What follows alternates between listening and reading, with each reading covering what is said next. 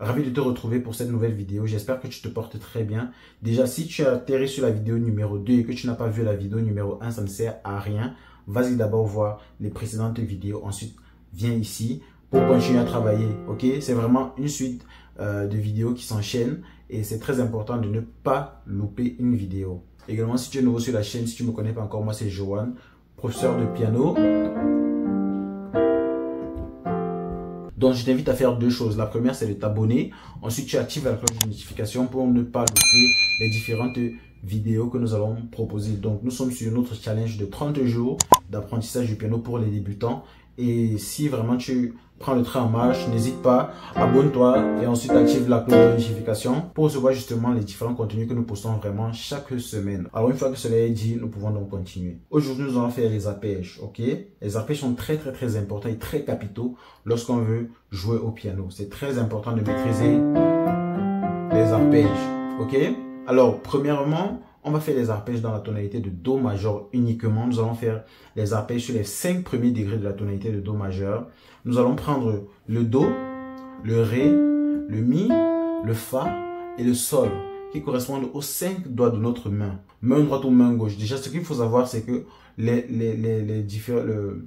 comptage des différents doigts de la main, nous avons le pouce qui est le doigt numéro 1. Ensuite, l'index qui est le doigt numéro 2, le majeur le 3, l'annulaire le 4 et l'auriculaire qui est le doigt numéro 5. Alors, première chose qu'on doit faire, c'est quoi? C'est que on va positionner notre pouce sur le Do. Regardez comment je positionne mes doigts. Regardez, les doigts sont arrondis. Je ne positionne pas mes doigts, je ne tends pas les doigts comme ça sur le clavier. Non, j'arrondis les doigts parce que justement, lorsque vous devez attaquer une note, vous devez le faire rapidement. Et puis, généralement, lorsque vous jouez, vous jouez dans une musique, il y a ce qu'on appelle le temps. Donc, vous devez vraiment être sur le temps. Vous devez vraiment jouer une note. Si vous devez, par exemple, jouer un accord ou bien une note à un temps précis, vous ne devez pas vous louper sur ce temps-là. Donc, c'est très important d'être toujours prêt à attaquer la note. Si je fais ça, par exemple, vous voyez, mes doigts sont très loin des différentes notes. Donc, si je veux, par exemple, attaquer le Ré, je suis obligé de... Vous voyez la distance que le doigt va parcourir pour atteindre le Ré. Ça sera une distance un peu assez grande. Donc, le mieux serait vraiment d'arrondir les doigts et de les laisser directement sur votre clavier. Donc, j'ai un Do là. Ensuite, j'ai le Ré. Ensuite, j'ai le Mi. Ensuite, j'ai le Fa. Ensuite, j'ai le Sol. Et puis, je rentre.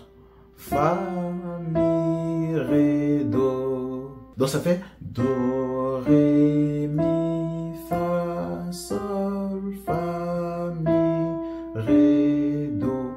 Vous pouvez utiliser un métronome. C'est vraiment très important. En général, tous les claviers, vous avez des métronomes. Vous pouvez utiliser un métronome pour aller vraiment de manière très lente. Et une fois que vous allez maîtriser, parce que généralement, ceux qui veulent commencer toujours commencent à faire... Non, c'est pas vraiment efficace pour vous. L'idéal serait de commencer de manière très lente et vous allez vous rendre compte que votre vitesse va venir toute seule. Vous n'avez pas à mettre de la vitesse dans votre jeu. N'oubliez jamais, lorsqu'on travaille au piano, on ne cherche pas à aller rapidement lorsqu'on exécute un exercice. Allez-y doucement et vous allez vous rendre compte que le simple fait de maîtriser l'exercice,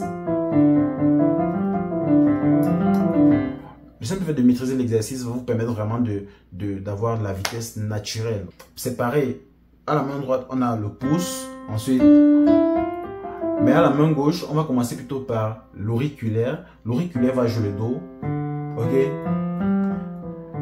Et petite astuce ici, là, ce que je vous recommande de faire, c'est quoi? C'est que vous travaillez uniquement la main droite à part, Do, Ré, Mi, jusqu'à ce que vous maîtrisez déjà. Je vous suggère vraiment de faire au moins 200 fois, donc 200 exercices avec la main droite. Vous comptez jusqu'à 200. Ensuite, vous prenez la main gauche, Do, Ré, Mi, Fa, Sol, Fa, Mi, Ré. Pareil, vous faites 200 fois et ensuite vous faites les deux mains ensemble 200 fois également. Vous verrez peut-être l'importance de cet exercice maintenant, mais plus tard dans la formation, je pense que ça va vraiment vous être d'une grande utilité. Alors, on se retrouve donc dans la 3e vidéo de la formation pour parler d'un tout autre sujet. Alors, restez connectés et comme je l'ai dit, pour tous ceux qui ont besoin d'une formation en privé, avec moi bien sûr, avec un coaching privé également, n'hésitez pas à me contacter. Je laisse toutes les informations en barre de description de la vidéo. Contactez-moi et si vous n'êtes pas encore abonné sur la chaîne, n'hésitez pas Abonnez-vous dès maintenant. D'ici là, tu te portes très bien. Allez, ciao!